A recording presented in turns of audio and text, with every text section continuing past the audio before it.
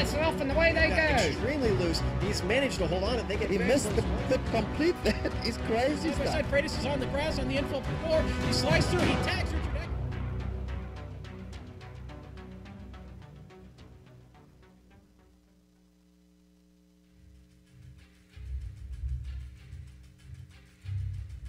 Hello and welcome to the American Sim Racing Camping World Truck Series. This is round 15 and the final race before the chase, coming to you from Chicagoland Speedway live on the Global Sim Racing channel. Hi, I'm Samuel Ryman and with me in the booth is Evan Pasoko. Behind the scenes doing all the button pushing is Kevin Brown and our camera sets are provided by Dougie Beard. The top 10 drivers are locked into the chase, so everyone will just be racing for the win today. And when I say everyone, I'm talking about 29 trucks we have registered for this race. It's going to be crazy here. So we'll get to the point standings in a second. Evan, why don't you run a couple of details about Chicagoland Speedway for us? Yeah, the Chicagoland Speedway, located in Joliet, Illinois, is another 1.5-mile speedway. One of the unique characteristics about this racetrack is the back straightaway has a little bit of a curve to it. It's not exactly straight. The corners, not the most extreme banking that the 1.5s have. 18 degrees of banking, 11 on that front straightaway, almost like a D-shaped oval, and 5 degrees of banking down the back straightaway. Tonight's race is going to be 110 miles. That's 73 laps.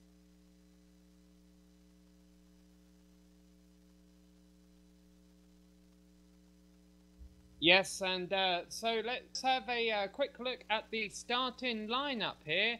We have Jeff Ward, a name that we're not too familiar with, lined up in pole position in the number 89 truck, a whole tenth of a second clear of Dan Murray starting second.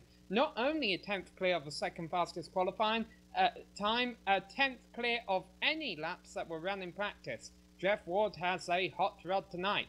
So Dan Murray starting second, Ricky Hardin and Alex Skis third and fourth, Adam Benefiel and Tim Johnson in the third row. Then we have Gary Whitson, Nick Cohan, Tommy Ryan and Aaron Cleanhans rounding out the top 10, Evan. L. Bryce Whitson Jr., the 00, going to be starting in P11. Alongside him, 12th position, Jared Haggerty. Cody Gibson, 13th position. Michael Koenig in 14th. 15th, Jordan Harness. Jeffrey Gillum in the number 61 machine will start 16th. Adam Blattle, 17th position. Steve Buhala in the 18th spot. Sean Musick, 19th. And Jim Foose going to round out the top 20. And then rounding out the 29 truck field, of which all 29 will be starting, will be Dan Winter in 21st, Tim Knott 22nd, Alex Bates 23rd, Jason Davis 24th, Clifford Brooker 25th, and Jason Kristen 26th, David Gibson 27th, Benny Ellison 28th, and Carson Orbay did not register a qualifying time, partly because he has been having connection issues and probably doesn't want to cause a ruckus at the start, so he'll be starting from the back in 29th. And that is a big deal, Evan, that we have 29 trucks here, because the last two races at Bristol and at Mosport have had about 16 truck fields. These drivers are going to have to get used to racing with a full field again. Yeah, there's a lot of trucks, and there's not really a lot of real estate that these drivers are going to have to battle for. So as we get set for the green flag, the field is doubled up behind a pace car, lights off, going into 3. It's going to be interesting to see how they negotiate these first couple of laps. As soon as they get spread out, I think we can see a lot of green flag racing, but they're so densely compact here on these starts. Yes, and the pace car will be peeling off on the exit of turn 4 here. Now these trucks have a fixed setup, slightly modified, but we've seen it was very loose in qualifying and practice. Turn 4 certainly going to be a trouble spot today. Pace cars off, Jeff Ward on pole in the number 89 blue Yeti truck there. He has control of the field, waiting a little while though, but now he's on the gas and pulling away. Dan Murray is going to be passed by Ricky Hardin probably into turn 1-2 here. Yeah, the side-by-side battle for second is going to see that number 5 truck of Dan Murray on the outside lane slide back into third. Then fourth place is the number 82, that's Adam Benefiel. Side-by-side behind Tim is the 19 and the 13th over the 5 machine of Dan Murray. Wants second position back. He goes back to the inside of the 98 of Ricky Hardin. He will get that spot. Hardin now has more company. The 82 of Adam Benefiel through and clear. So that 98 of Hardin's actually going to, after going up the second, drop the fourth, and now trouble keeping the pack. There's one truck spinning, and it is Cody Gibson in the Scooby-Doo machine number 7. He started 13th, was running in the middle of the pack. I'm going to assume he got loose off of turn 4 and got a piece of the wall, and that is... No, he got contact. He got a little bit of help from the number 35 truck of Michael Koenig. Yeah, that 07 machine was holding his line, and the 35 machine comes up on the outside lane. Now is at a corner number 4, and Michael Koenig just comes down a little bit. You can clearly see that he hooks him into the fence, and no issue with the 35. 35 doesn't even get sideways, doesn't get any damage. He drives on away, and not the case for Cody Gibson. His machine is absolutely torn up. As we go quickly to the yellow flag, almost a strange incident there. Didn't really see a big bobble from the 35 out of the corner, like he got loose and, you know, kind of drifted down into him. It looks like maybe he just misjudged, tried to pull him behind him, or he really didn't even see him there, but kind of a strange incident to get it kicked off. Yeah, so the first caution is out just after a lap here, but until then it had been a rather clean start. There hadn't been any contact throughout the field. A bit of rearranging, obviously, back in the pack. The field had gotten spread out, but right now pit road should be open. Obviously, you're going to see the leaders stay out. They will be required, everyone will be required to make at least one pit stop during the race because of a restricted size fuel tank here. And Adam Blattel, starting 17th, is the leader of the trucks bringing them down pit road here on lap 3. Yeah, so a couple trucks and that back half of the field coming down, not really a major advantage that they're going to gain. Again, they only would have put down about 1 lap until that incident happened at a corner number 4. But this is what you predicted, Sam, before the race, that we'll see a couple yellows, and this is typically how the races go. You'll see a couple yellows at the start. Everybody tries to get sorted out. There are a lot of new faces this week. You touched on the size of the field. 29 trucks took the green flag. Jim Foose pointed out in the driver's interview and the driver's meeting rather before the race that there's a lot of new faces around, so you kind of got to adjust and be able to get spaced out so you can learn how these new faces run, because when you're running with somebody that you drive with week in and week out, you know their style. When you come in here with a new face, you kind of got to figure out how their driving style is. So that's what these first few laps are going to be, is they're going to kind of try to feel each other out, see who does what, and then that middle portion of the race, I think, again, the race is 73 laps. So that's a fair distance, but it's not overly long. But these guys just trying to feel it out here. Once they get going, I think they'll be able to get to a little bit of a rhythm. Yeah, I was surprised there was actually 2 of our more experienced drivers that got involved in the incident. A broad proportion now, those being Cody Gibson and Michael Koenig, of course. I think Cody will be able to continue in that 07 machine. He's just getting off pit road now, so he won't lead a lap, he won't lose a lap to the pace car. Now let's talk about this race. Next round, next week at New Hampshire Motor Speedway, as the lights go off on the pace car, will be the first round of a, I believe it's an 8-race chase for this series, and it's done in the old chase format. Basically, the points are reset and you're racing for the most points at the end of the season. Now those 10 drivers that are in the chase are Gary Whitson, Bryce Whitson, Tim Johnston, Jason Kristen, Nick Cohan, Alex Bates, Jim Foose, David Gibson, Aaron Kleinhans, and Dan Winter.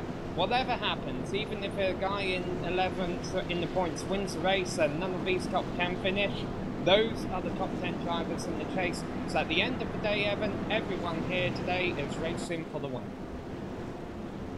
And that's kind of the same approach that they're going to take once we get to the chase. So this is kind of an appetizer for what we're going to see here later on in the season, but you mentioned it. Those guys are all essentially locked into this chase, and they're going for it. They're going to be trying to go for that trophy here. Jeff Ward has the best shot of it right now as he sits out front. Still a lot of racing to go as we get set for our first restart. Yeah, and I'm looking. I don't think the top 5 drivers in the race are in our chase right now. I think you have to go back to Gary Whitson in 6th before you get chase driver. Anyhow, the pace car is off yet again. Jeff Ward has control of the field yet again. This time he goes a bit earlier than he did last time, and he's going to leave the field behind him. Battles on for 2nd between Dan Murray and Adam Benefield, Evan. Yeah, Murray on the outside. The race we've got in Chevrolet of Adam Benefield down on the bottom. He's going to get that spot. Can a 5 of Murray slide down? No, he tried to get down in line, got real sideways. He has to chase it up the hill, keep it out of the fence, but he's going to lose 4, 5, now 6 positions as more machines continue to pass him. Now the 00 of L. Bryce Whitson Jr. gets by, so he'll slide back from top 2 back to about P10. Yeah, fortunately there was a gap there for him and the truck that slowed behind him to fall into. Meanwhile, Jeff Ward leads lap 7. Lap 6 rather. Adam Benefield in second. Ricky Harding, Gary Whitson and Tim Johnson round out the top 5. Tim Johnson trying to make a pass on Alex Guys and slides up a little bit. That's not going to work. Meanwhile, Nick Cohan sitting there in 7th, waiting to take advantage. Yeah, the 19 machine is able to get clear, so they single file out for a moment. First side-by-side battle is going to be for P8, the 00 of L. Bryce Whitson Jr. on the bottom, the 5 of Dan Murray up top. Inside lane is arguably the preferred lane, but the 5 of Dan Murray doing a solid job off of corner number 4. He'll have that at the stripe. Can he clear the 00 is the question down into 1. Don't think he'll get it. The 00 of Whitson's going to throw it down in there. Does he have anything for Dan Murray? He'll bring it back to a door-to-door battle, and they're also side-by-side right behind him coming off of 2. As we continue to watch this, I'll let you know that Tim Johnson's pass attempt on Alex Guys did not work. Alex is still in 5th, but we continue to watch this Noah's Ark formation through turns 3 and 4. 2 by 2 by 2, 3 ways deep, and 3 rows deep rather, and off goes the number 85 truck of Aaron Cleanhans, but he's able to save it, stop it from going in the grass, but he does lose that position as L. Bryce Whitson and Dan Murray continue side by side. I think these guys are running closer right now as the 16 does not get a run off the corner. They were closer there than I think many of the guys were on the warm-up lap or the pace laps. They were 2 wide, about 3 rows deep, right on each other's door, running such similar lines as a fixed setup, so you can really only drive the race truck one way, so everyone's going to be taking relatively the same line. And a 4 is the 5 machine. Continuing to try to work the high side, the 00 still on the bottom, and again, once again, go side by side behind, down to 57 of Jared Haggerty up top, and 51 of Jordan Harnish on the bottom. That's like a 6 truck pack, I think, separated by about half a second. They continue to do battle. Yeah, and I think there may have been damage, contact between Bryce Whitson and Jared Haggerty. Talk about Bryce Whitson real briefly. Within the past couple of weeks since our last race, he has actually fractured his right arm in the cycling incident. He's able to drive with both arms, but obviously a lot more pressure coming from the left arm. Meanwhile, look at Aaron Cleanhans in the number 85 truck. Initially, I thought he was making mistakes going down the apron, but that seems to be his racing line, and it's working for him. He's making up spots, and that's Jared Haggerty getting loose out of 2, and he just lost a bunch of spots, and he's losing more. Something wrong with Jared Haggerty coming over the radio and letting everybody know he's up high against the fence and only continues to lose speed. He's going to come down pit road, so trouble for the 57 of Jared Haggerty. Nearly bit Cleanhans. You were talking about he had to take that big wide arc off of 2, and there was a slow machine right up there, and they nearly made contact. 85 really couldn't do much but to stay in the gas and hope that he was able to have enough room between him and that other truck. They were able to do so, so Cleanhans remains P11. That could have been a lot worse. Meanwhile, up at the front of the field, we've kind of broken off into a bunch of sets of 2, and not kind of tandem style at a super speedway, but Benefield and Ward are all by themselves first and second. Yeah. Whitson and Hardin kind of 3rd and 4th, so the field's really spreading out up front. Yeah, and that's actually a change. Adam Benefield got by Jeff Ward a couple of laps ago. He had been following him on his tailgate, but Ward not letting him go, so I have a feeling the draft may be coming into effect here. Neither of his drivers in the chase. They're both racing for the win, and they have 60 laps left and 1 pit stop to sort it out between them. But as you say, Evan, the field beginning to get single file. Still a lot of packs, though. In fact, there's one right about 20th place. Alex Bates, Benny Ellison, Cody Gibson, the damage number 07 machine, Jason Kristen and David Gibson all in one large pack. They're giving each other plenty of room, but still plenty of action throughout the field. First battle is going to be for P7. Alex Geis on the high side, Dan Murray on the bottom. Murray is the challenger, trying to go from 8th to 7th. He has the inside lane down the back straightaway and going down into corner number 3. That battle right in front, the 00 of L. Bryce Whitson Jr., who you talked about earlier, and they're going to continue to do battle off the corner. The 5 gets clear, and now Whitson going to go to the bottoms. The 19 of Geis is going the wrong way. Alex, interested enough to start at 4th, so his machine is going the wrong direction. They single file out in a side-by-side battle just behind them. Jordan Harnish is able to get clear of Cleanhans through 1 and 2. Naturally, Alex has a lot of damage on the right-hand side of his truck. There's no free repair on the ASRS, so maybe that might be what's slowing him up. Yeah, just look at that. He's losing the position to Jordan Harnish. He'll probably soon lose the position to Aaron Cleanhans. Aaron still using all the track and all the apron. And Jordan Harnish is the driver who sits 11th in the points. Unfortunately, he's missed a few rounds and is too far out of the top 10 in points to get into the race. Had he been back 1 week earlier, he probably could have made it.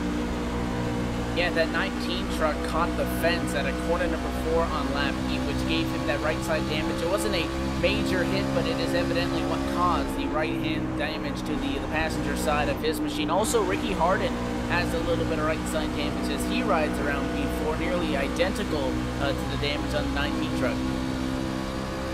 Yeah, Ricky Harden actually is holding off a 2-truck challenge by Tim Johnston, who's actually looking underneath him for 4th place here, and Nick Cohan. And you see the trucks keep disappearing in and out. That is an issue. If they lose the connection completely, they will be out of the race. And Tim Johnston, though, trying to dispose of Ricky Harden and not worry about him anymore. He just can't get that run off the exit of the turn. Maybe he'll get a bit of a bump job from Nick Cohan here. No, Nick's not going to bump him, but Tim doesn't need it anyway. Tim's cleared Ricky Harden, and in fact, Nick cleared Ricky Harden almost.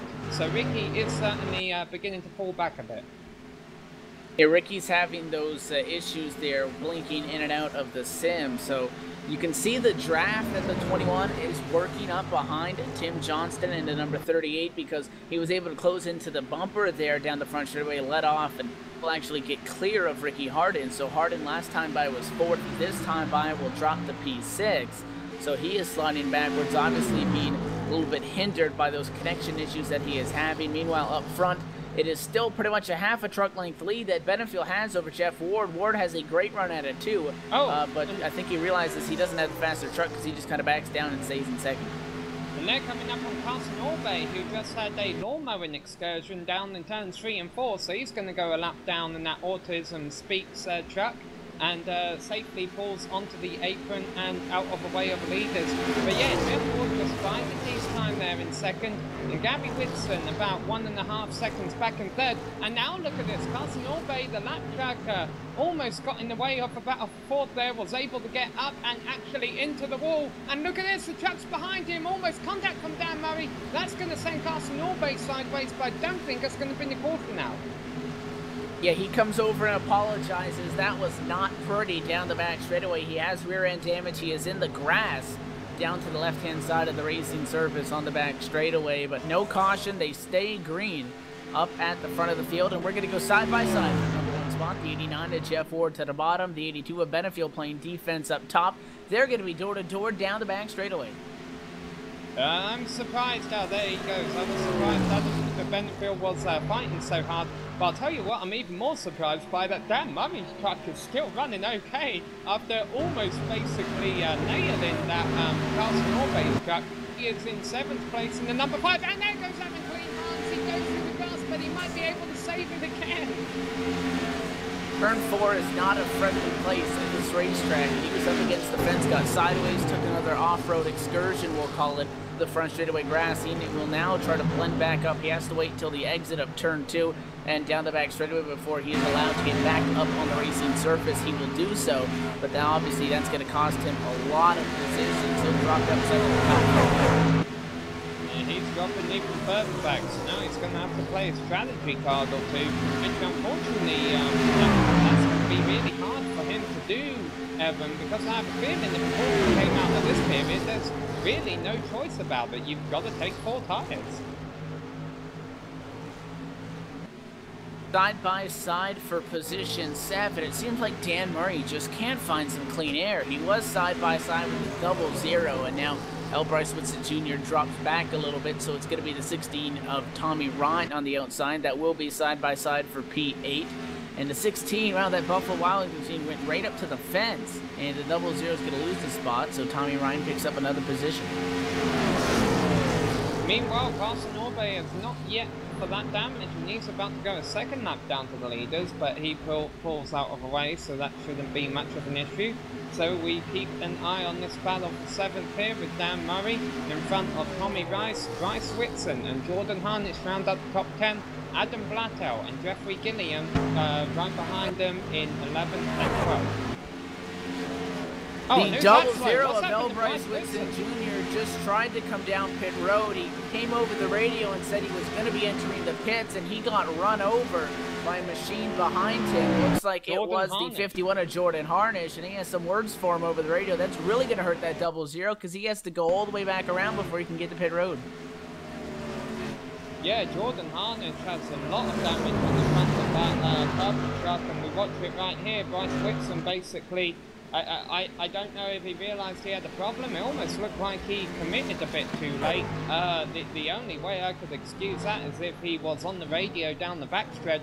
But yeah, pit stops are starting. These guys obviously think it's going to go green to the anchors. Gary Whitson is in the pits, as is Bryce Whitson and Jason Davis running 23rd. So right now, race leader Jeff Ward working lap 26 of 73. So the now Adam Benefield is going to come in. The 82 Monster Energy Chevrolet from P2 is going to come down for service. So keeping an eye on when these guys pit and how much is left in the race. Past the 1/3 mark, but not quite halfway. Jordan Harnish coming in with that front end damage. It took him 2 laps. I can't imagine. I should imagine that truck's gotta be overheating a little bit with all that damage on the front of it. So we'll wait and see. But yeah, this is a big strategy play here by Adam Benefield. This may be able to make him leapfrog Jeff Ward once pit stops are all said and done. And we'll find out within a couple of laps because Jeff Ward is now down pit road. Yeah, Jeff Ward comes down for his service, which is Tim Johnston in the #1 position. And that's actually going to make it a half a truck length battle for P1 and 2 as Nick Cohan, who rides in the #2 position, is up on the back bumper of Tim Johnston. We'll see what strategy pays out. If hitting 1 lap earlier on Benefield's end will help him.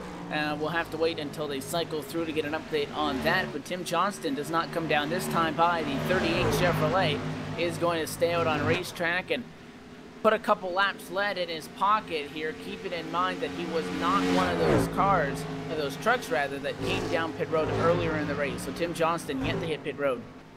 Oh, Jeff Ward gets loose on the apron, but he's able to catch it. Meanwhile, Adam Benefield is coming through turns 1 and 2 right now. Jeff Ward still struggling to get up to grips, but I have a feeling he might be able to beat Adam off of pit road here. There's a big group of cars around 11th position again as this all cycles through. Dan Murray's going to come down pit road from position #5. Key Harden will assume race lead because Tim Johnston and Nick Cohan have come down pit road. Those were the 2 machines that were riding at the time. Bumper to bumper, a lot more machines in. Jeffrey Gilliam, a lot of other machines that are clean Hans, including those that come down pit road. And as we watch this battle, Benny Ellison in 9th, Steve Buhala in the light blue truck is in 10th. Alex Guys in the Mountain Dew #19 machine is pulling to the apron and slowing down. So I have a feeling he's going to commit himself to pit road, although he's losing a lot of time by making that commitment that early. But we'll continue to watch as this battle obviously will be thinned out a little bit with all the trucks coming into the pits. And you see right now, pit road is a very busy place. That's because these drivers think the race will go green to the end. Obviously, the drivers who stay out and do not pit until about lap 40 or so are hoping that there will be a caution. Meanwhile, Ricky Harden bringing it down pit road and Tommy Ryan. So it looks like everyone is playing this short pit strategy card, Evan. Tell you that 104 of Adam Blattle, who was sitting in 3rd, made a real aggressive drive on entry and didn't commit, as you said, very early. He really drove it in there hard and just got it down to 45 miles an hour before the commitment cone. So he could be set to pick up some time. Jim Foose, who is currently our race leader, the Menard Chevrolet down the back straightaway on lap 32. He's going to come over the radio and let the drivers know that he will be entering pit road this time on. And there's a spin down Windhoven, turns 1 and 2. He comes back out on the circuit. That was a 42 of Buhala, and they're still trying to save it. Buhala's going to slide up the track. This may bring the caution out. That's David Green in light blue truck who avoids him. It does bring the caution out. Steve Buhala was running in the top 5 when that happened, had yet to pit, and that's because he was spun by the #5 truck of Dan Murray.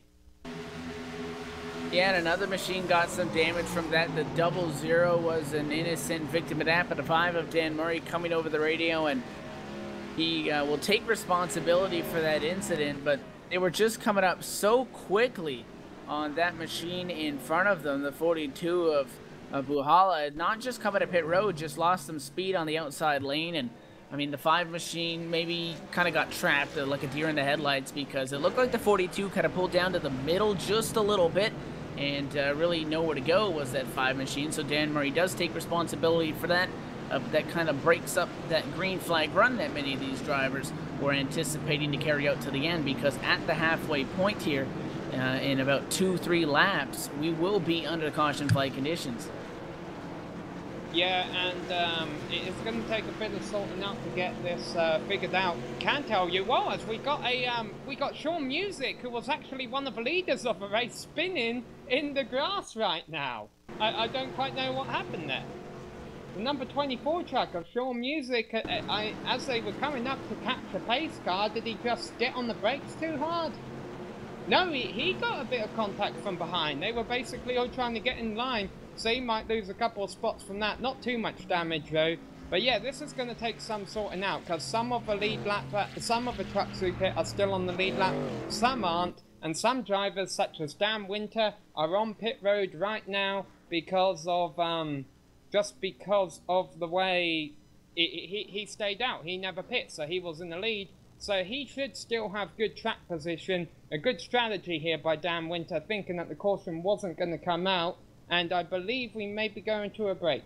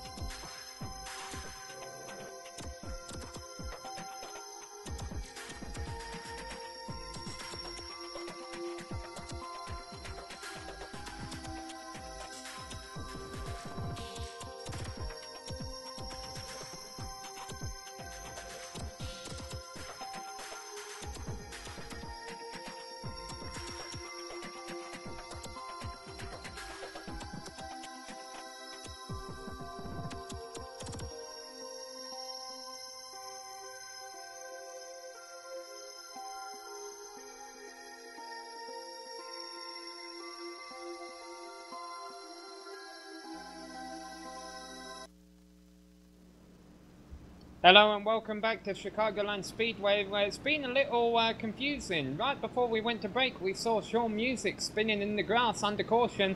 That's because he ran out of gas. He was not the only driver that have issues under caution. Carson Orbay got in the wall, but meanwhile our leader race now is Dan Winter, who was the leader of the cars who had not pitted at the time. He has control of the field, but Jeff Ward is right alongside him in second. Jeff has had the fastest truck all day. There's quite a few damaged trucks at the back of the field, a couple of trucks out of the race, and Jeff Ward has got a nice round on Dan Winter heading into turn 1 there. Yeah, side by side for first and side by side for third. Look at that outside lane. The 81 wiggles, can't get any grip, and Jeff Ward through and clear by a lot. At a turn number 2, the 21 machine will get second. And now everybody is just trying to find a way around that 81 of Dan Winter. Yeah, Nick Cohan followed him through. Tim Johnson now on the inside line of Dan Winter. He will move up into third position. And then we have, look at this, Gary Whitson in number 13. It is Bryce Whitson who actually looks like he's out of the race. Gary Whitson moves up to fourth. And now lined up to take fifth is Adam Benefield, who was racing for the lead earlier but has a bit of work to do now, Evan. He's not afraid to make some aggressive moves. He's going to get up behind a 13 of Gary Whitson. That'll be for P5. So if he wants P4, he'll have to make a move on Whitson to the bottom on the apron. 3 wide behind him, and there was contact between 2 sets Jim of 3 Booth wide. and Adam Blattow. And the number 104 truck gets loose on the apron, but doesn't come back up on the circuit. So we remain green. The number 104 truck, though, just lost a bunch of spots. One truck in the grass on the front straightaway, parked and not moving, and is now disconnected. Trying to get a number on that machine that was parked on the front straightaway grass. Yeah, I know it was exactly out of race in the number 25 truck, but that wasn't the truck that was parked on the grass right there. But yeah, wow, this is wild, right around 10th place right now. These trucks have about 30 laps left to go.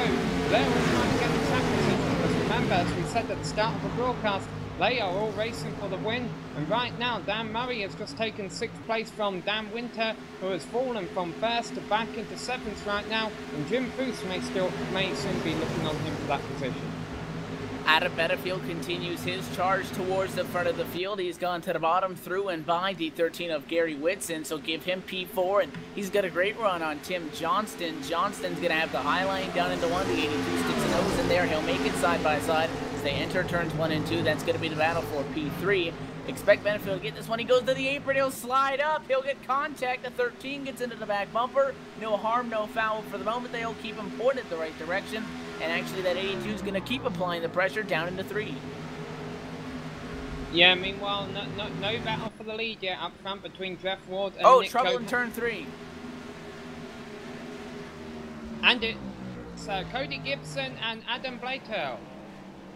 And now remember, Cody Adam, Gibson again. Yeah, Adam was running, and actually Adam got loose heading into turn 3, it looks like, and Adam just got such a run on him. No, sorry, Adam was in the wall, and Cody just got such a run on him that he just didn't have time to avoid Adam. Yeah, that 104 machine got in the wall and was so slow that by the time the 07 came through there down into corner number 3, Cody Gibson was side by side himself with Benny Ellison, so was kind of stuck there, and he was hoping, and looks like the that machine came down. The 104 Blato kind of came down all at once. Look at this, all the leaders are pitting, and I'm going to guess this is because they can make it to the end on fuel. We'll have to see if everybody comes in, or do we see somebody stay out. Take a look, the 61 machine. It looks like all the leaders are going to come down for service, and that appears that is going to be the case. So it'll be a race off of pit road. Jeff Ward, the first one to bring him in. Going to have to see what he does tire-wise. He'll pull down into the number 1 pit stall, which gives him a very big advantage on leaving pit road, obviously, for qualifying on pole. Has the shortest distance to go to where that scoring sloop is there by the green cones that dictate the running order at a pit road. But 4 tires looks like no challenge for that number 1 spot. The 21 gave a run at it at the end, but was about 1.5 truck lengths off. Jeff Ward will lead them off to the pit lane. Yeah, pretty much everyone in the top 10 remains where they came in. I also see, though, one driver still in his pit stall is the number 16 truck of Tommy Ryan, who was running on the lead lap. I don't quite know what happened to him, but he has a lot of damage on that Northern Tools number 16 Chevrolet. Yeah, and he sits down on pit road. Appears that he's going to be getting some service done to his truck. He's had that damage for a little while, and we were making those other set of green flag stops, obviously under green flag conditions. So he'll take this opportunity now under the yellow to stay down and get as much of that optional repair done as he can, so that he'll have the most competitive truck possible moving forward. But pretty much when you have that amount of damage, you can pretty much count your shots at the win, pretty much throw those out the window, but he'll still be able to rally here and maybe put up a solid finish. Gibson, I have a feeling he's going to get a speeding penalty, but I have a feeling he doesn't care. He was going, let's see what the timing says. He was going about 111 miles an hour at Topstown Pit Road, so he was just in a hurry to get to his pit stall and get as much repairs as possible. That number 07 truck has a lot of damage on it. Yeah, and he actually completely missed his stall also, so he drove through and actually had to escape out and take a tow. So the tow will give you a time penalty till you can actually get back and do service to your race truck as if you were getting a tow around the track. And because he was right at the end of pit road, that's going to be almost the longest tow time possible, because it's going to replicate how much it would take you to go from basically turn 1 all the way around to turn 4. So Cody Gibson, tough break there. Not sure what he was thinking, what the strategy behind that one was, but it's going to bite him. He'll lose at least a few laps if he even stays in the race after that one. Yeah, he had a lot of damage to his truck, so I have a feeling we won't be seeing a whole much more from him. But yeah, so certainly just a bit of eye candy there for us, watching him go down pit road at about 100 miles an hour. So right now, with wave arounds, we have 19 trucks on the lead lap, but we also have a lot of trucks right behind the pace car, 1 lap down, about to get the wave around again. So obviously this caution is a blessing to those who took a wave around last time round, Evan, because now they're able to pit and stay on the lead lap with new tyres. But unfortunately, I have a feeling that this isn't going to be the last caution we're going to see this race. Now we're inside of the 30 lap to go mark, and the way these races typically go is you'll see a couple of yellows at the start of it, see a nice green flag run in the middle, and then when you get to the end, especially with the circumstances that you talked about where they're all just going for that W as the lights are off at a pace car, we get set to go back green next time at a 4. It's going to get pretty wild up front. These race trucks are loose. We've seen 3 wide in the early stages. Imagine how crazy they're going to get when it comes down to the checkered flag portion. They're good on fuel. They maybe have to work with the tires that they have from now on out to get to that checkered flag. Maybe if we see a yellow, maybe in 15 laps, you'll see a couple of takers, which could throw another curveball into this. But right now, Jeff Ward just needs to get out front as far as he can, because Adam Benefield, the 82 machine, was able to close in like 5 spots in that limited last green flag run. He'll restart 3rd as the pace car gets set to hit pit road. Yeah, I'm looking at the lap times. There's not a whole lot of drop-off between new and old tyres. I'm going to assume the reason you saw everyone took 4 tyres under last caution is because they know they've still got 30 laps of what could be green flag racing. Jeff Ward has control of the field. Nick Cohan on the outside. Jeff Ward gets a good restart though. Nick Cohan is going to have to defend Adam Benefield for second. Look at this. Adam was about 5th place in the last quarter. He makes it for second, and we know he has the pace to match, if not even pass Jeff Ward for this win. His roll speed dynamic Chevrolet to the bottom. A bobble from the 20 to Nick Cohan, got sideways, had to walk it up the hill to hang on to it. That's going to move Adam Benefield to P2. Now the 13 machine, Gary Whitson, restarted 5th. He wants 3rd. He'll go door to door with the 21 to Cohan through 3 and 4. Does he clear him? Yes, he does. The Sunoco Chevrolet to P3. Yeah, so you're beginning to see what lane everyone wants for the restarts, and Tim Johnson not ready to give up on Nick Cohan, who is an experienced driver with this league, but has had a history of a bit of confrontation. We're not always going to say it's his fault, we're just going to say he has a bit of history, but meanwhile doesn't have to battle Tim Johnston, because Tim got loose there in turns 1 and 2, and he is dropping back like a rock. He's falling out of the top 5, and now he's got Barrett Haggerty closing in on him for 6th. The advantage that Jeff Ward had last time was that by the time they got clear or were no longer double file from second on back, he was able to open up a second lead. This time, Benefield made quick work of the B2 machine, and he has closed it in from 3/10 to 2. The last time by the start-finish line, Adam Benefield sitting about 3-4 truck lengths off that blue Monster Energy Chevrolet of Ward up front. I have a feeling we're going to be side-by-side for that lead here pretty soon because Benefield closing that gap. Meanwhile, to give you an update, Cody Gibson has retired from the race and we have 17 trucks on the lead lap. Ricky Hardin is the last of those, probably on old tyres, so he's probably going to be wanting a caution. And I'll tell you what, the drivers about 15th on back are running side by side. That may be where our next caution comes up. Meanwhile, we'll keep an eye on this battle for the lead because Adam Benefield is right there with Jeff Ward, and he knows that the inside line is the desired line for the restart. You do not want to get called out restarting second, and so he is going to be attempting to make a move on Jeff Ward as quickly as possible, I would assume, Evan. Yeah, if he wastes time battling side by side, then they're both going to be running slower lap times. And when you do that, you're going to be allowing the trucks third on back close in. Gary Whitson is not gaining, he's not losing, really. He's balanced out at about 5/10 of a second or half a second back from that lead battle. But Benefield also has the advantage of a draft, so he has the run to go to the inside. He'll stick a nose down there. He does, side by side, fourth and number 1 spot. Keep it in mind, Jeff Ward, once he drops back to second, if the 82 can clear him, will then himself have the benefit of the draft. So these guys could swap positions for a little while. Benefield's going to go down nearly to the grass. Can he clear him? He slides up in front, not quite. The 89 Award stays there on the outside lane, not enough to continue to be side by side. He'll drop down in line. And Adam Benefield going to go to the point, but now here comes the 89 back at him. Now it's going to be Jeff Ward using that draft down the back. Yeah, and he's going to quickly look underneath Adam Benefield first. I'll tell you what, Jeff Ward did not give up that lead as quickly as he should have. I have a feeling as soon as you're on the outside, you've got to give it up, otherwise those drivers in third will try and run you down. But really, the best way for Jeff to try and take the lead is just run behind Adam Benefield a couple of laps, get a bit of a distance from Gary Whitson again, and then challenge for that position. But I'll tell you what, in reality, Evan, Adam's beginning to run away from Jeff a little bit.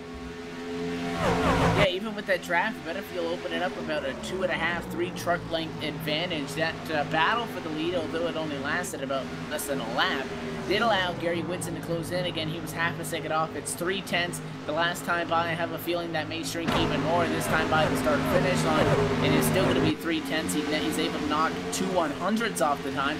But now all of a sudden, Jeff Ward right back up there, about 2 truck lengths on the back corner of Benefield. Whitson, you can pretty much call it a 3-truck battle for the lead. Nick Cohan is only 6/10 of a second back in fourth, but these top 3 trucks are only separated by about 3/10 and a few car lengths now as they remain and now evenly spread out. 2 trucks separate the top 3 apiece.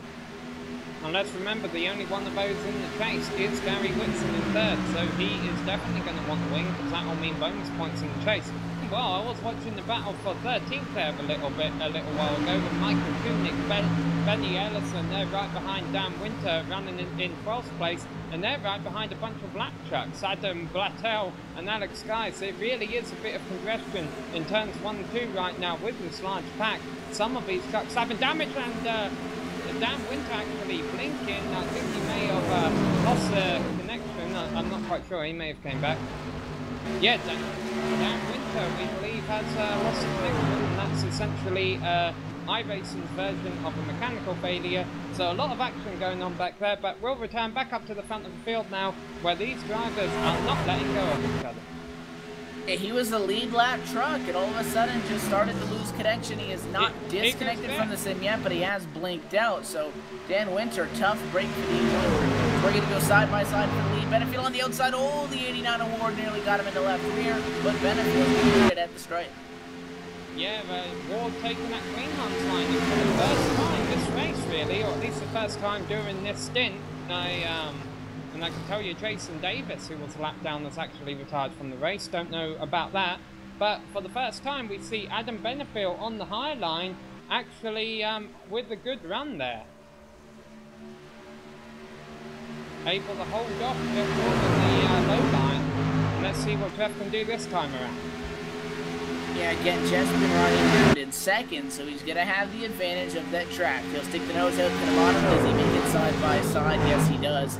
So we're going to be door to door. This 89 slides up a little bit. Can't quite get to the gas as much as Adam Benefield can. So Benefield's going to clear him off of corner number 2. And the 89 tucks back in line for a moment. Count out that 13 of Gary Witz. And again, if we see these top 2 guys who have had a couple of close calls, I mean, look, they're getting those left side tires right down onto that apron. It's real easy to get loose off of 4.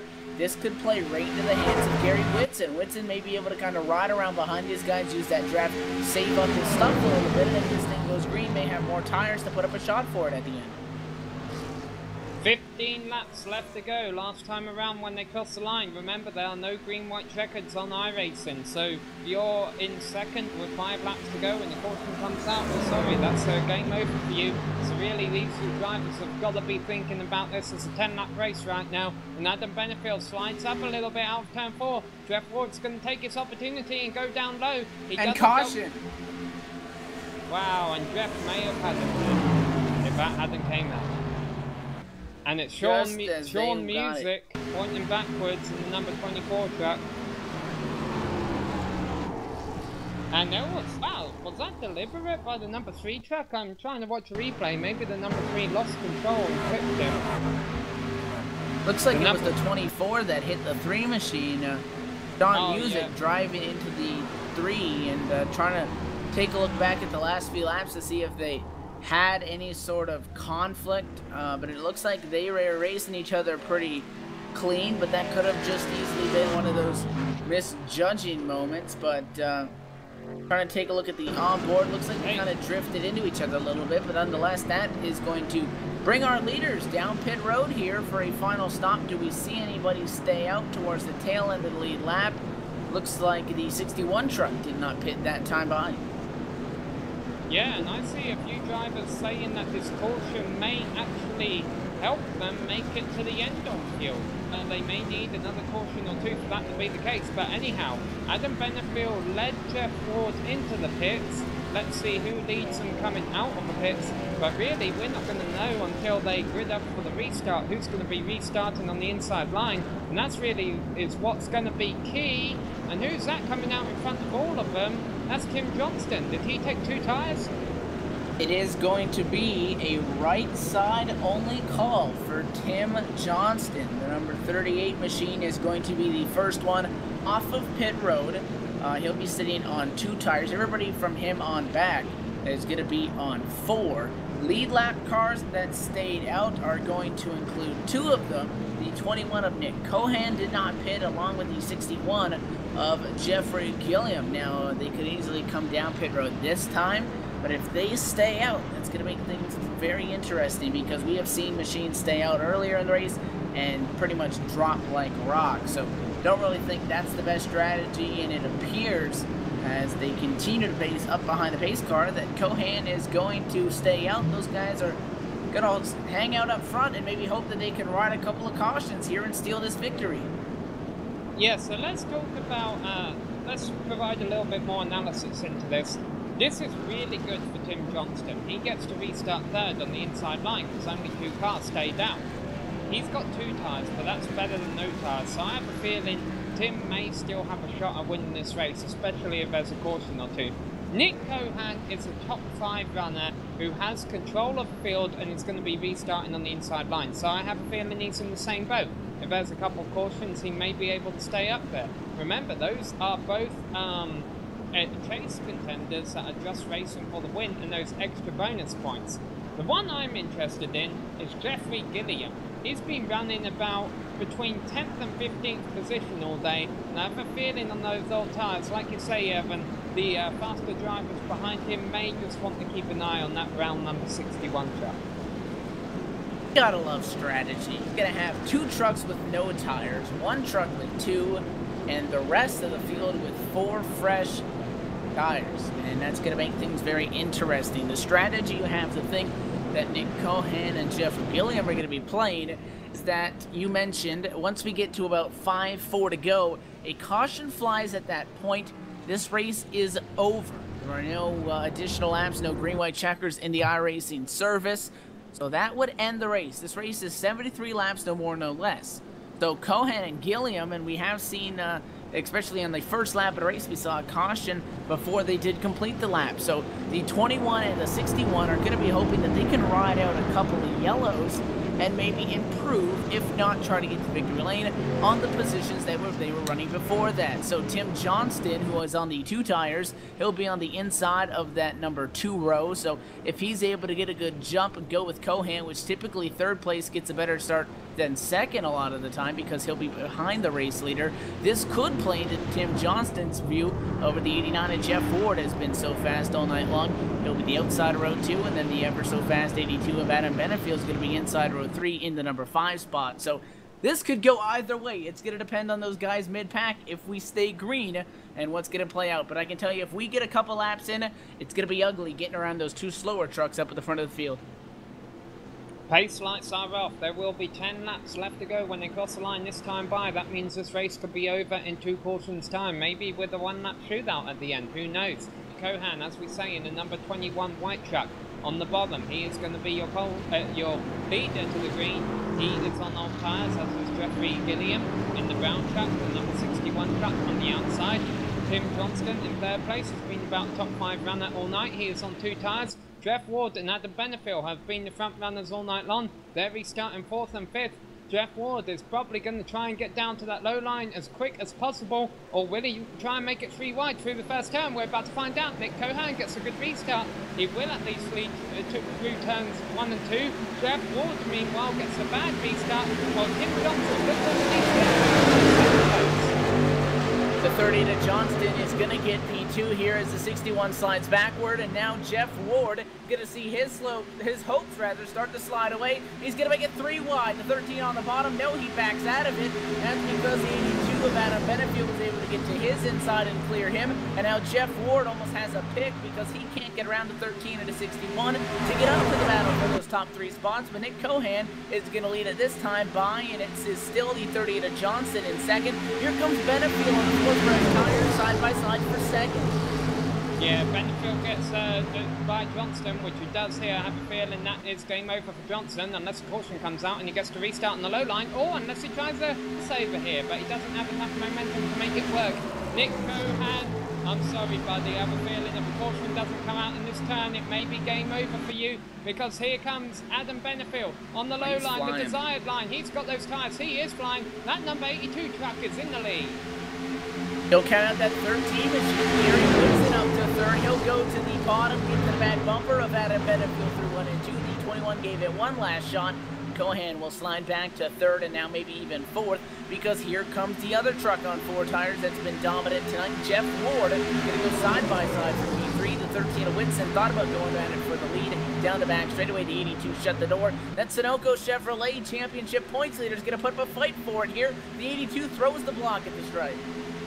Yeah, they're using up all the track, and I'll tell you what, as a truck, it's going to be getting very loose. That air taken off a previous spoiler by Gary Whitson. Gary goes high in turns 1 and 2, tries to get a better run coming off the turn. That's Adam Benefield, slides up, almost grazes the wall, but doesn't, and is able to pull away a couple of car lengths. Meanwhile, Jeff Ward not giving up. He is still hanging out in 3rd while the battle's raging on behind him, but we are watching this battle for the lead right now. And Gary Whitson hurt himself, hard into the outside wall at a corner number 4. The 13 is pretty much going to see his hopes dashed on that, but hurt himself going down to 1. Gave Benefield a shot and it killed his momentum on entry, and Adam Benefield was able to get that lead. Jeff Ward and Benefield, the top 2 drivers that have dominated this race. They have pretty much been the top 2 for the majority of tonight's race. They are now P1 and 2. Can Ward make up the gap this time by? Going to be 5 laps to go, and it is about 3/10 that separate those top 2. It looks like Ward is actually starting to close in on him. Yeah, Benefield has seemed a bit faster in my opinion throughout the race, but Ward using up all the track, and he's got that slipstream to help him as well. He does not want to let the swing get away from him, and with 5 laps left to go, and there comes the caution. Tim Johnston, caution, and he comes down and smashes into Aaron Kleinhans, who blows up. Aaron slides back up the track and hits Ricky Hardin. And, they're still wrecking. Tommy Ryan, 4 trucks involved in this total. Yeah, the 16's going to get a piece of it. Looks like the 98 is going to get a piece of it as well. And that's all she wrote, we believe. That's pretty much going to end this race. The 38 of Tim Johnston, who was working the two-tire call gets turned in the corner. Once again, it is courtesy of the number 5 machine of Dan Murray. Got a little bit too excited. You can see if we gave slow motion up, they were fine and got back to the gas, just slid up the hill just the slightest bit and assisted that 38 into the fence. And that caution is, I think, is going to save Benefield because Jeff Ward, he was closing in quick, knocking off a 10th a lap. We mentioned he had that slipstream, that draft, and he was going all the way down to the front straightaway grass to try to get everything he could out of it. If we stayed green, Jeff Ward would have had a legitimate shot at taking this one home. But again, I do believe this is going to end the race here under the yellow flag condition. Yeah, I was about to say before that happened that Dan Winter had also retired from the race, so a few unfortunate ends there. But as we're saying, it's all about the winner here. And right now, it looks like Adam Benefield will win the race, although we've got to clarify that we don't know that for certain, but we will find out within a lap, because as they come across the line next time by, it will be 2 laps left to go, and if a pace car lights stay on, that will be race over. Yeah, it doesn't appear that any of the drivers are signifying. They would have had to get a 2 to go that time by, so the 1 to go could have been lap 72, would have been a 1-lap shootout for lap 73 in the final lap, but I don't anticipate that to happen. None of the drivers are leading us to think that. They pretty much all said congratulations to Adam Benefield. So Jim Foose, however, he's giving himself a pat on the back. We'll pass the congratulations along. After starting 20th, he's been able to wheel the Bedard Chevrolet to P8 for a finish. So Jim Foose with a solid result right now, but again, unless something tragic happens, and you have said that the iRacing equivalency of a mechanical failure is some sort of connection issue, which we have seen several of tonight, bites Adam Benefield, he's going to put that 82 truck, the Roll Speed Dynamic Chevrolet, back in victory lane. Yeah, and we'll find out for certain here if a pace car lights stay on as it crosses the line, if the race is over or not. And we don't expect them to turn off, but just in case, we'll keep an eye on Mr. Mustang driver. Here he goes, across the start-finish line at Chicagoland Speedway, and the lights are still on. So yes, unless Adam Benefield has some kind of mechanical failure or runs out of fuel, he will pick off a win tonight. He is not a race driver, so he's just going to stick at feathers in his cap, and who knows, maybe try and get a few more wins down the road and challenge for the championship next year. Yeah, Adam Benefield running part-time on Wednesday nights, but has been able to get some solid results when we've seen him out here, Samuel. He has, and in my opinion, he was the fastest truck tonight. I know Jeff was running him down at the end there in the short run, but I have a feeling a little bit of determination, slipstreaming, and maybe even Adam getting a bit nervous. The fact that he was getting ran down there was contributing to that a little bit. But I have a feeling in the long run, during the middle of the race, Adam Benefield was quick. He seemed to be pulling away from Jeff Ward a little bit. And at the end of the day, he was able to take the lead. You get in and out of the pits first before Jeff Ward restart. No, actually, did Jeff Ward restart 4th and Adam restarted 5th? That's right, isn't it? Yeah, Jeff was able to beat him out, but what happened was the slow restart for the truck on no tires on the outside of that front row kind of held back that outside lane, and that's how Benefield was able to get side by side with Jeff down into the corner, evidently clear him and get a couple of trucks. Some of the slower trucks kind of got between them at a moment there for about a lap or two off of that restart, which I think benefited Benefield, no pun intended there, at the end to be able to get that gap that he had. Yeah, so I was completely wrong.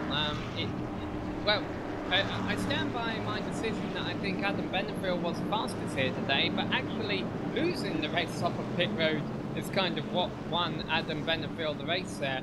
Now, I want to take a quick look as the field work their way around the final lap here at the chase schedule, because as we say, 1.5 mile D ovals are regular features in oval racing. And let's look, we got Las Vegas in the chase, and we got Texas Motor Speedway in the chase, and Homestead is also kind of a 1.5 mile oval, although it's shaped a little different. So certainly if you're good at this kind of track, you can perform well in the chase, and Gary Whitson is going to come out the highest of our chase finishers there in 3rd, and Nick Cohan in 4th, as the field are working their way off of turn 4 right now, and Adam Benefiel is about to take a victory. Yeah, I'll tell you, Las Vegas and Texas are a lot of fun in these trucks, and they're going to be going a lot higher speeds. Those two racetracks have a lot more grip than this one, so look forward to that one. But as you mentioned, at a corner number 4, a congratulatory bumper-to-back bumper of Benefiel from Jeff Ward as he crosses the start finish line. Checkered flags, Adam Benefiel to victory lane, Jeff Ward 2nd, and Gary Whitson get around out the top 3.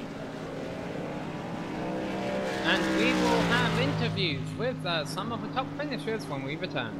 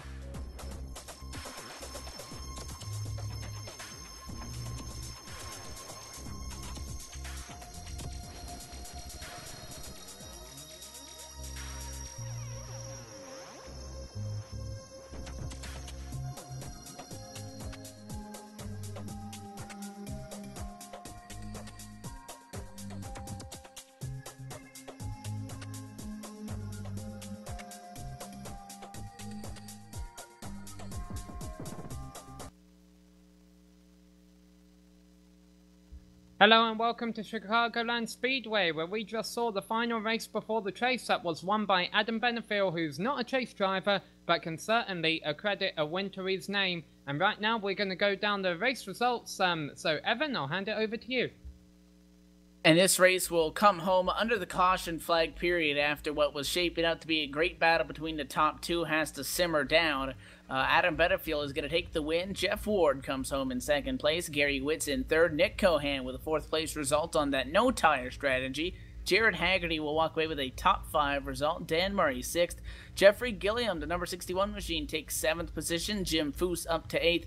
Benny Ellison, the 05 machine, is going to come home at 9th. And rounding out the top 10 is Michael Koenig. Jason Christen scored an 11th place finish with Alex Bates down there in 12th. Tim Knott got 13th, and Scott Johnson, who was Tim Johnson, who was involved in our last caution, got 14th. Adam Blattel rounds out the top 15. And by the way, 14th on back were lap down. Alex Guys got 16th place, and Sean Music, who had his fair share of action tonight, 17th. David Gibson, 18th place in the number 3 truck. Carson Orbay, the last truck, 1 lap down in 19th.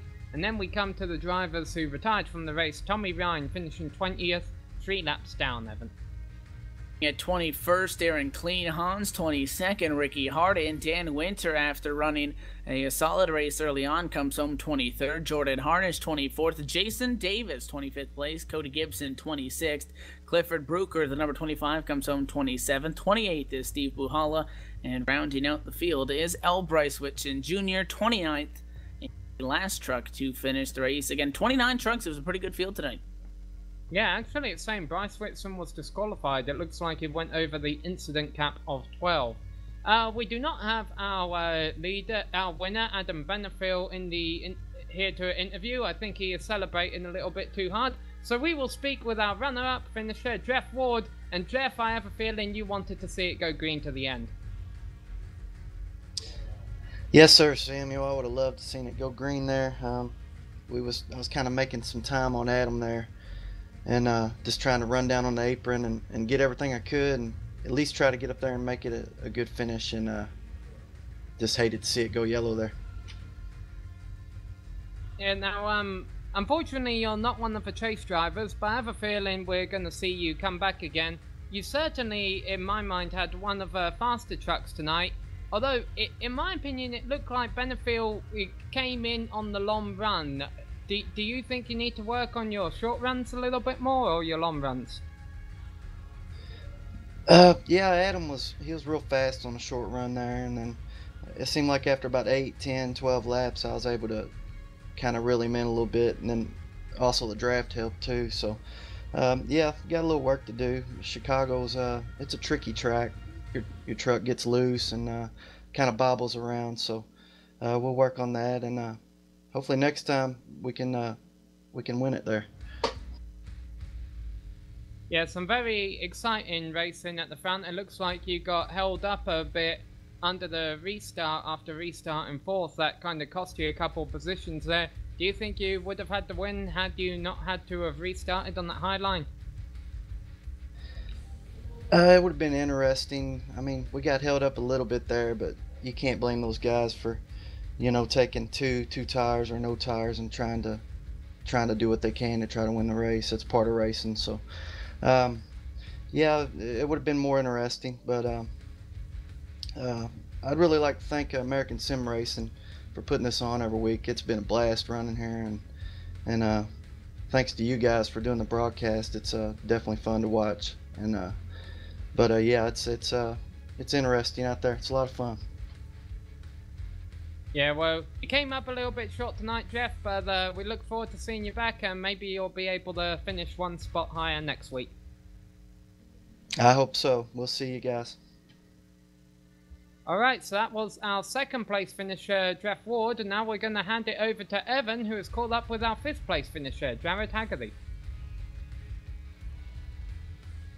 Yeah, we've caught up with Jared Haggerty, who's going to come home with a 5th place result. And Jared, you kind of ran your own race, was quiet. You started P12, you were able to come home with a top 5 result. Walk us through the night. Well, we had a really tough night. I mean, we had the connection issue with my pedals, actually. Sent us all the way back to 28th early in the race. And then from there on, it was pretty much working my way back up through the field, and I'm really, really surprised that we actually were able to get a top 5. Coming down to the end there, it was getting pretty wild until the caution flag flew with about 4 to go. Obviously, through the attrition that you and your team had tonight, you obviously had a strong truck to be able to make those spots back up. Do you think that if this thing went green all the way, you may have been able to challenge for maybe a top 4, maybe even a top 3 finish? I probably definitely had something for top 4. Probably not enough for top 3. Those guys were doing really well up there. I'd like to thank all the people from American Sim Racing tonight, though. They put on a great show. This is my first week in this season, so I'm hoping to run well with these guys throughout the rest of the season and look for making the chase next season.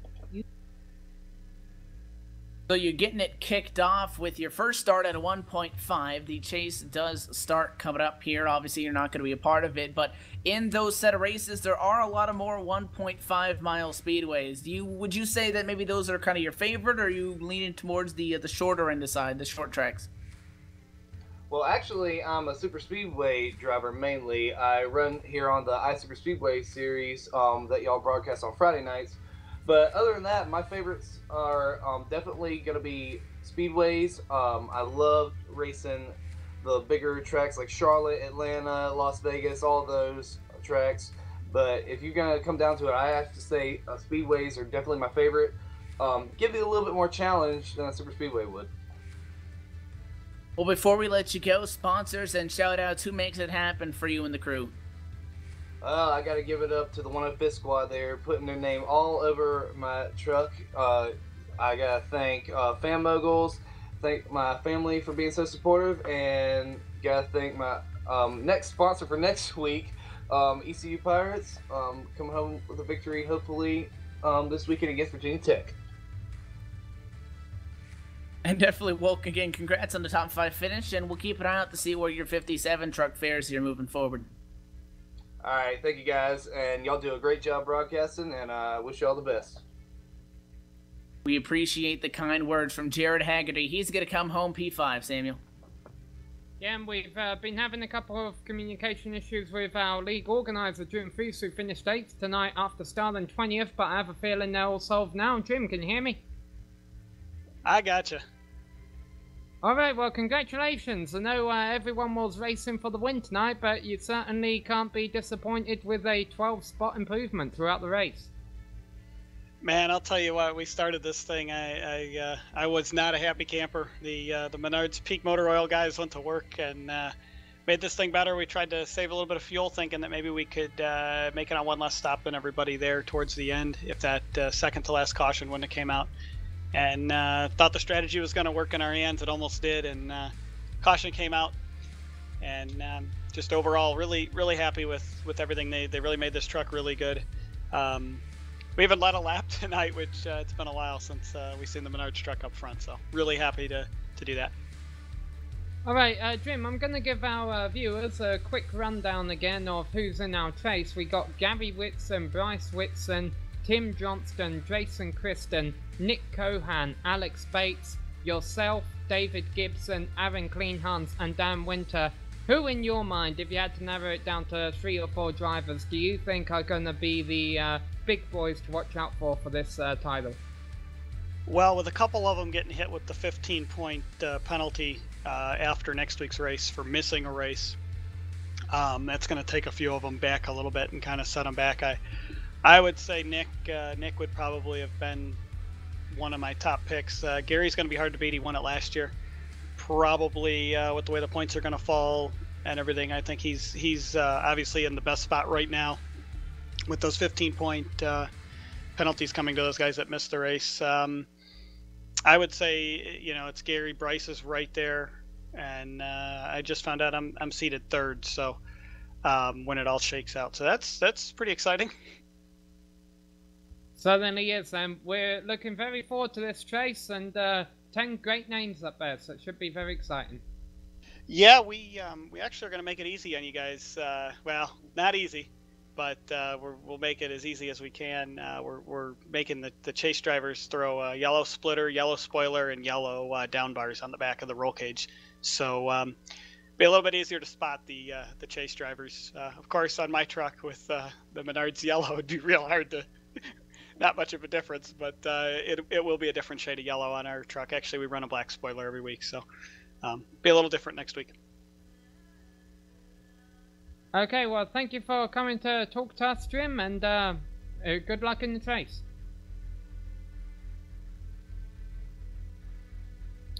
Alright, and it looks like our winner has done all of his celebrating, and Evan has caught up with him in Victory Lane. Evan. Yeah, Adam Benefiel, fashionably late after going to Victory Lane. He'll come down here and walk away with the checkered flag. Adam, this seems to be a recurring thing. You're going to get it done on Wednesday nights. How'd you get that job done, and how are those final laps? Insane. Man, I really don't think that I should have won the race. I think Jeff Ward had it covered. He was just extremely fast. I just got fortunate with the yellow flag there at the end. But that's really, I just got lucky tonight.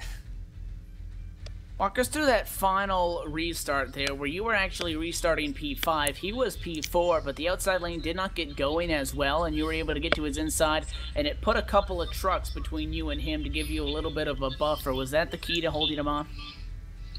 Yeah, I think so. Once I realized where he was going to line up and I was going to line up, I knew that I was going to have to go off the start and get by him off the start. And I figured, I know the Tim, he had 2 tires, and then there was 2 trucks that had that didn't pit at all. So I figured, it was going to be a little hard getting past Tim, but the other 2 shouldn't have been a problem.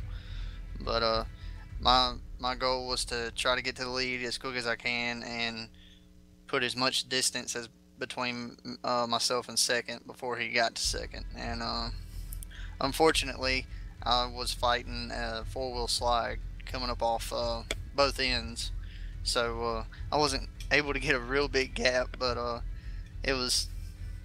guess it was just my lucky night.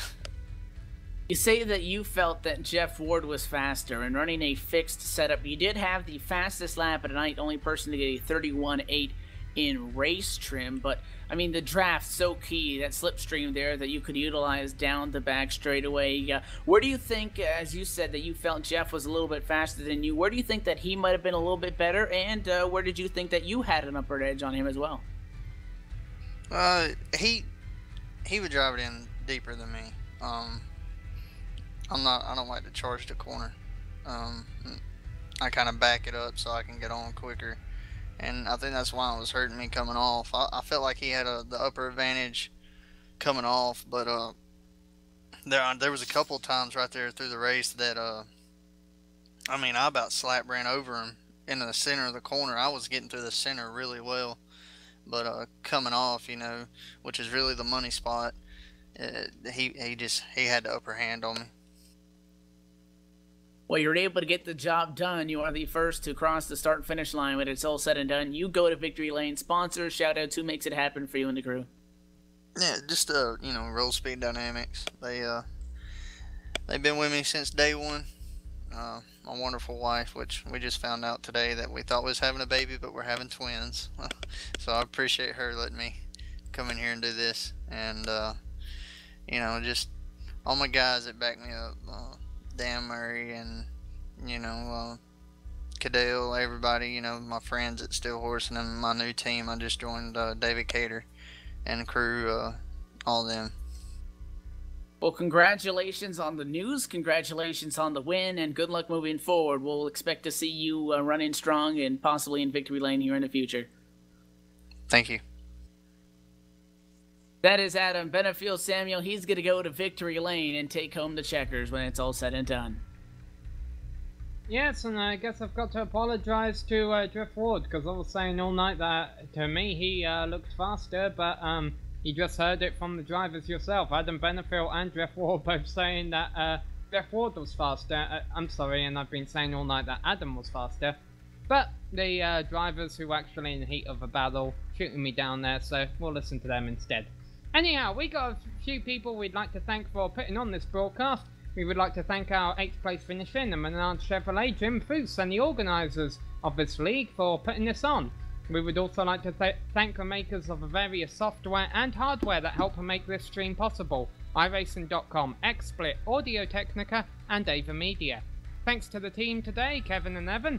If you'd like to find out more about GSRC, you can find it at www.globalsimracingchannel.com, along with archived races and race highlights. We're also on Twitter at GSR Channel and Facebook at facebook.com/globalsimracingchannel. A big thanks to Dougie Beard for creating the camera sets that you saw during the stream, and a special thank you to Eric Ekholm, who provides us with much of our music. You can find it not only here on GSRC, but in TV commercials, movie trailers, iTunes and Spotify. If you like the music, tell Eric where you heard it at ericekholm.com. Our next race in the series will be the first chase race, just 1 week away at New Hampshire Motor Speedway. That will be 9 PM Eastern Time on Wednesday, September 17th. And then we also have the iSuper Speedway Series back in action this Friday at 10 PM Eastern Time in the Gen 6 cars at Daytona International Speedway. Saturday we have the MX-5 World Tour racing at Silverstone Southern configuration at 2 PM Eastern Time, and on Sunday we have the Virtual Sim Racing Association racing their Rileys at Barber Motorsports Park at 9 PM Eastern Time.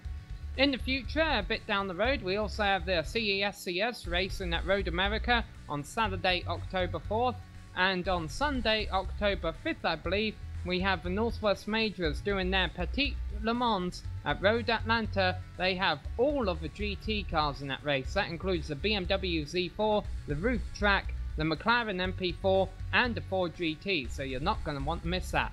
Until then, race clean, race hard, and we'll see you on the track.